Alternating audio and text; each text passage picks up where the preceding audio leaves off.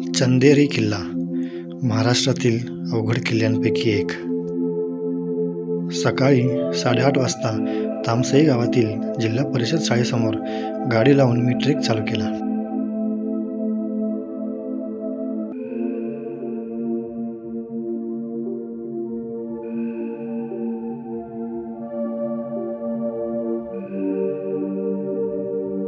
उजवीकडे पुढे जाऊन ह्या घराच्या बाजूने किल्ल्याकडे रस्ता जातो।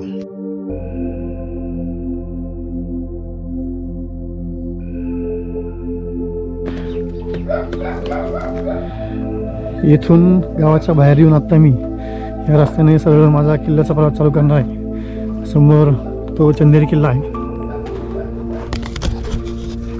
8:30 वाजता हा मी ट्रेक चालू केला आहे। पूर्णपणे हा ट्रेक माझा सोलो ट्रेक आहे आणि चंदेरी किल्ल्यावर जाण्याची ही माझी पहिलीच वेळ आहे। तामसई गावातून हा किल्ला खूप दूर भासत होता। थोडेच पुढे वाटेत हा ओढा लागला।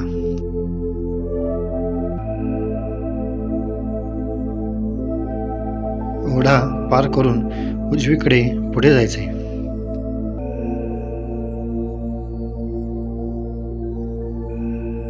तामसई गावातून किल्ल्यापर्यंत जायला 2 ते 2.5 तासाचा वेळ लागू शकतो। सुरुवातीला सपाटी तर नंतर अंगावर चढ आहे।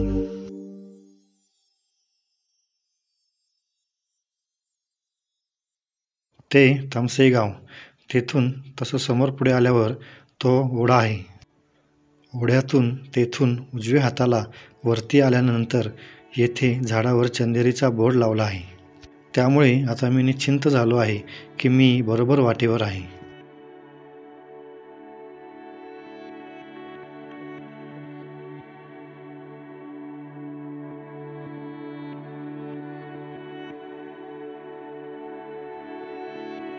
वाटेवर जागोजागी दिशादर्शक खुणा आहेत।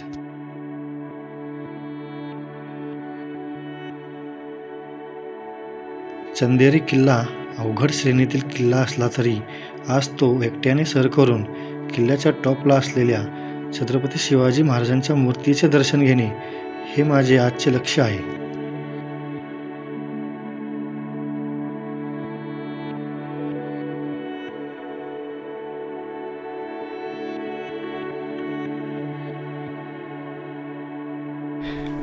इथून प्रवास करत आपल्याला टीजिंग मधली खिंड आहे तिथपर्यंत जायचं आहे।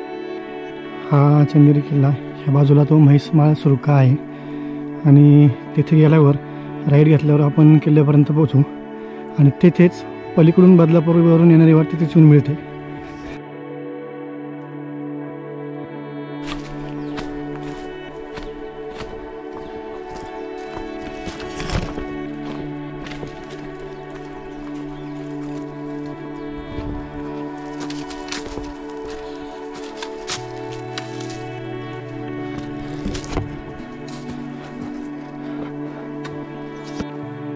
इथे आल्यावर आता एक हा छोटासा ओढा आहे आणि मार्किंग तर ह्या बाजूला केले आहेत की ह्या गळीतून वरती जावे। अशी गळ जर रस्त्यामध्ये आले तर नेहमी वाट चुकण्याची शक्यता असते। आता मी इथून थोडंसं वरती जाऊन बघतो पायवाट आहे का।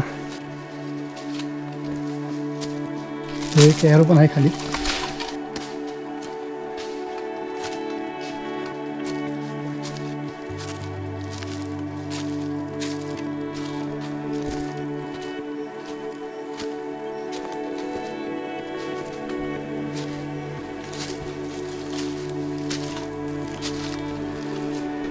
इथून आता मला वाटतं की ह्या पायवाटाने सरळ पुढे जाण्याची योग्य आहे।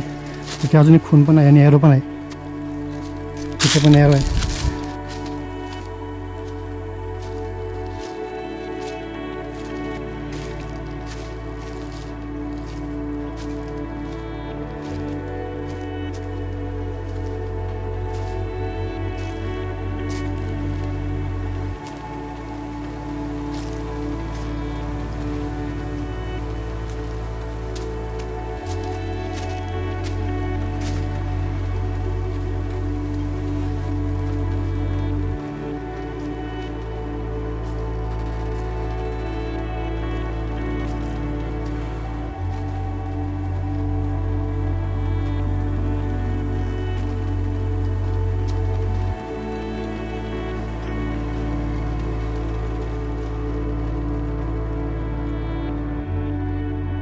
येथून थोडा प्रवास ओढ्यातून आहे. समोर उजवीकडे जाणारा बोर्ड लावलेला आहे. तेथून वरती जायचे.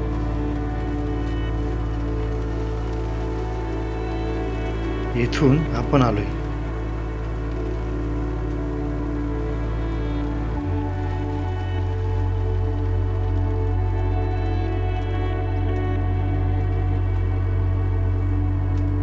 त्यातून आल्यावर ह्या पायऱ्यांनी आपल्याला चढाई चालू ठेवायची. जागोजागी बोर्ड आणि इतर खुणा असल्याने चुकण्याची शक्यता जास्त नाही.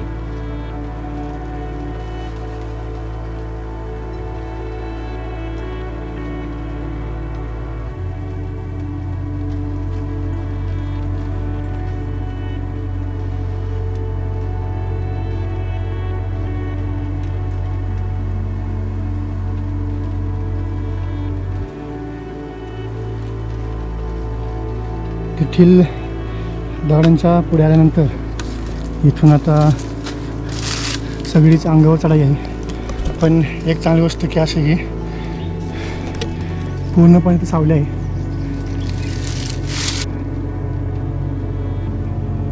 येथील सावलीतल्या अंगावर चढून इथून आता आपण अशा ठिकाणी आलो आहे की इथे झाडं नाहीत अजिबात आणि चढ पण आहे. उजवीकडे जर बघितलं तर हा बहुतेक तामसाई धबधबा आहे.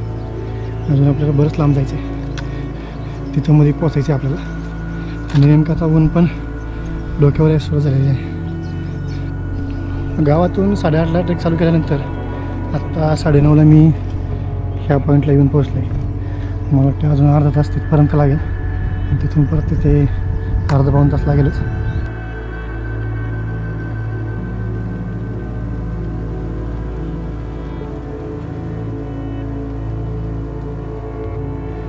तेथील मागील अंगावरचं चढ चढून आले. त्यानंतर इथून आता उतारायला सुरुवात होती.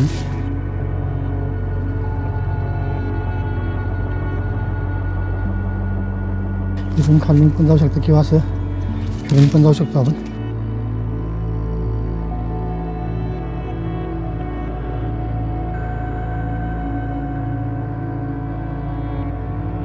आणि हा उतार उतरून तिथून परत पुन्हा अशी चढायला सुरुवात होती.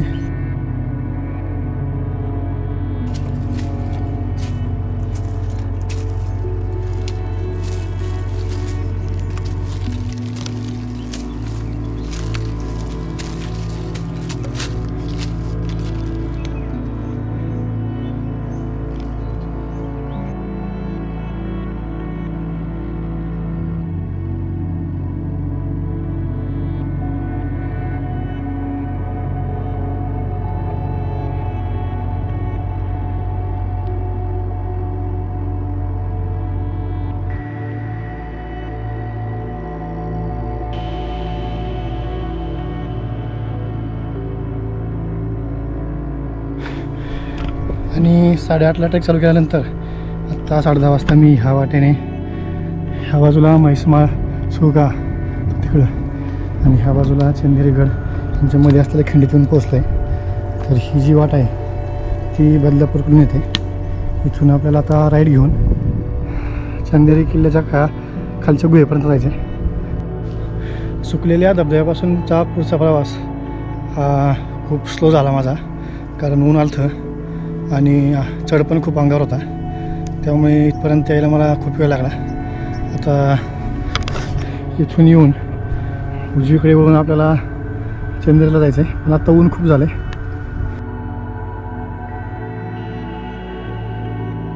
खिंडीतून गुहेपर्यंतचा प्रवाससुद्धा खूप अंगावर आहे.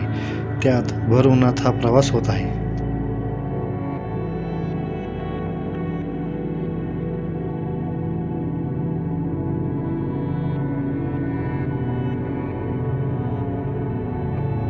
वाटेत हे देवीचे मंदिर.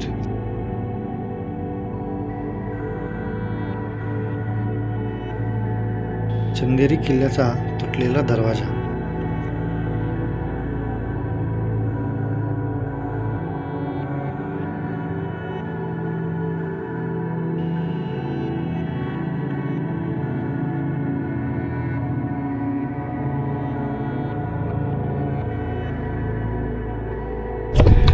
आणि आता मी त्या गुहेपाशी येऊन पोचले.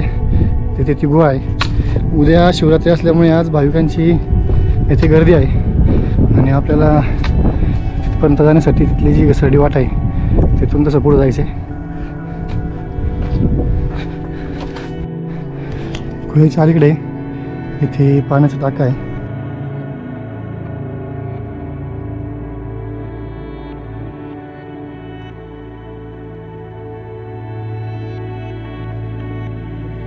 या गुहेत मला काही अत्यंत प्रेमळ व माणुसकी जपणारी माणसे भेटली.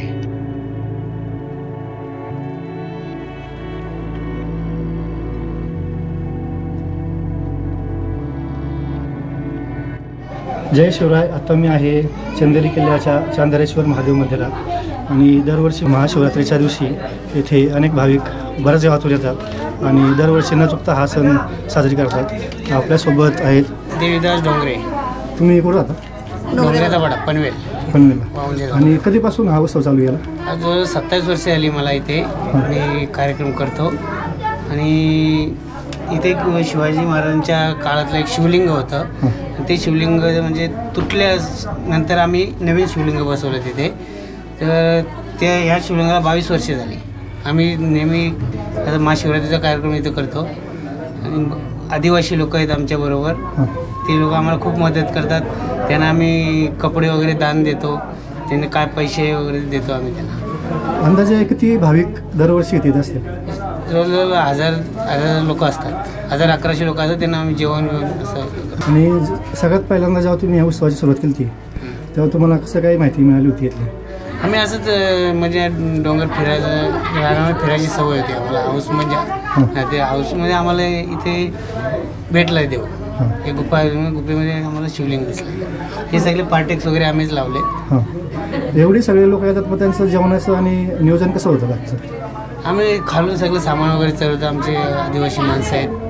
तुम्ही ठराविक लोक वर्गणी काढून करता? हो, आम्ही ठराविक वर्गणी करून. जर कुणाला इथे यायचं असेल महाशिवरात्रीला त्यासाठी तुम्ही इथे सोय करणार? हो, जेवढे लोक येतील तेवढे आम्ही जेवण खाऊन देऊ शकतो. सांगायचं आधी सांगायचं आम्हाला किती लोक येणार ते किती सांगायचं. लोक यायचं आम्हाला आधी सांगायला. 2 दिवस अगोदर आम्हाला कळवलं ना, मग आम्ही सामान बरोबर आणलं. मग आम्हाला जवळजवळ 22 लोक लागतात तिथे आम्हाला. हां, बनवायला. आणि तो मजुरीशी बोलून जर एक माणूस मजुरी 1000 रुपये मजुरी घेते. हां, वरती सगळं सामान आणायचं. सगळं सामान. जर समजा भाविकांना इथं तुम्हाला कॉन्टॅक्ट करून यायचा असेल, तुमचा नंबर सांगा. Phone number 9920104496. तर या नंबरवर तुम्ही कॉल करून सांगू शकता. तर अशा पद्धतीने येथे अनेक भाविकांची सोय येथे होऊ शकते. तसेच येथील सगळी ही मंडळी न चुकता दरवर्षी हा उत्सव मोठ्या उत्साहाने साजरी करतात. जर तुम्हाला कधी यायचं असेल तर तुम्ही इथे नक्की या आणि यांच्या फोन नंबरवर फोन करून या. गुहेत महाप्रसादाचा लाभ घेऊन मी आता पुढचा प्रवास चालू ठेवणार आहे.